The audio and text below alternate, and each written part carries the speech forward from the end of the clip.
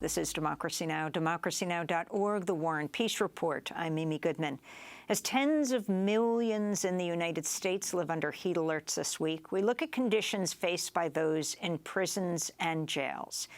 Here in New York, 2 city council members made an unannounced visit Monday to the Rikers Island prison complex and called it a hellhole.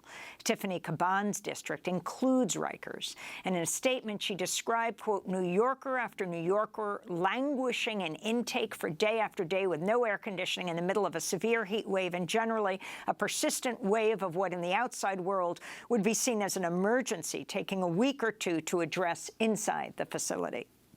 In the Pacific Northwest, a heat wave pushed temperatures in some areas above 110 degrees Fahrenheit. This is an immigrant held at the Northwest Detention Center run by the private prison company Geo Group in Tacoma, Washington, speaking to Maru Mora Villalpando of the immigration justice group La Resistencia.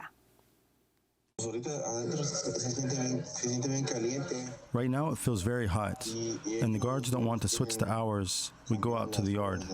They take us out at 2, noon, 1, during the times when it's extremely hot.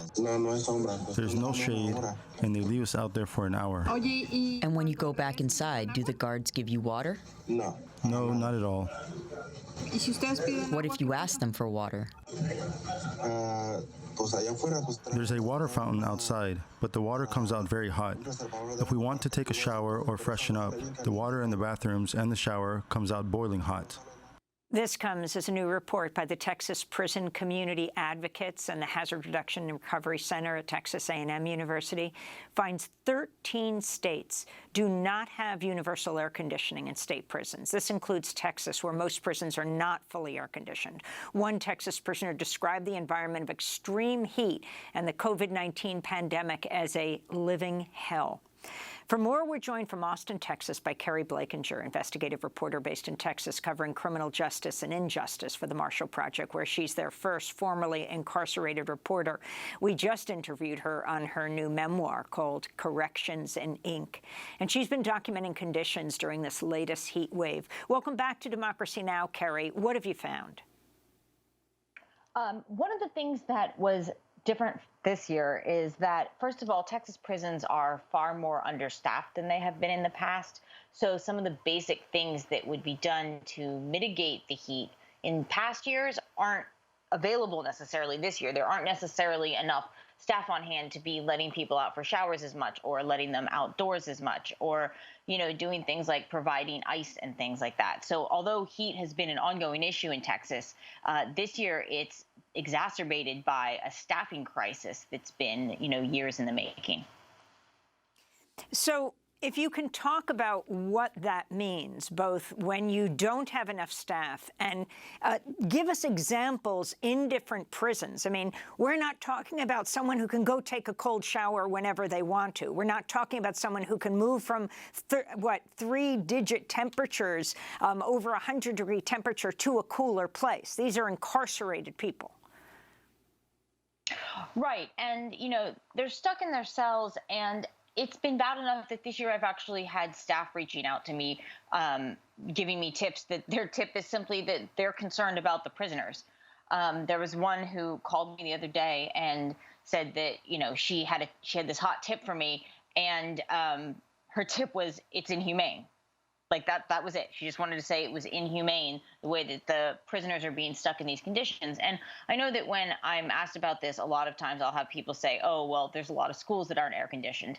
And obviously that's significantly different. And I think that when people think about incarcerated people in the context of heat, it's a lot of people like to just sort of blow that off as if it's a frill, some extra offering. To give people air conditioning, but it is deadly. 23 people have been documented to have died in Texas prisons since 1998 due to heat-related illnesses, and that's almost certainly an undercount. You tweeted this week about a facility in Gatesville, Texas, where the water went out for at least 2 days while the air temperature was over 100 degrees Fahrenheit. Talk about this. Yeah, sure. a lot of our prisons are aging and the infrastructure is aging, and some of them are in cities that don't have great infrastructure to begin with. So it's not uncommon for water to be going out in these facilities, but it's alarming when it happens during such a heat wave. And in Gatesville, the city had a water main problem, and so one of the prisons, Hughes Unit, ended up with no water for about 2 days. And TDCJ, the Texas prison system, brought in water tankers and portable toilets and water. But this happens repeatedly, and every time that happens, afterwards, we hear stories from incarcerated people about how they weren't able to actually get access to enough water, or they weren't actually being let out to use the toilets. So, this is a solution that's certainly better than nothing, but has still historically been problematic. And, the other piece of it when you have a city water outage like that is that there's usually a boil water notice, during or after. And the other units in Gatesville, because there are several prisons in Gatesville, all had boil water notices, but no means to boil water. I wanted to bring in our other guest, Dr. Homer Venters, who is a physician, former chief medical officer for New York City's Correctional Health Services. In a moment, we're going to talk about monkeypox, but your response as you travel this country and investigate prisons on this issue of the heat wave. Yeah, I think, first of all, thank you for having me. Thrilled to be on with both of you.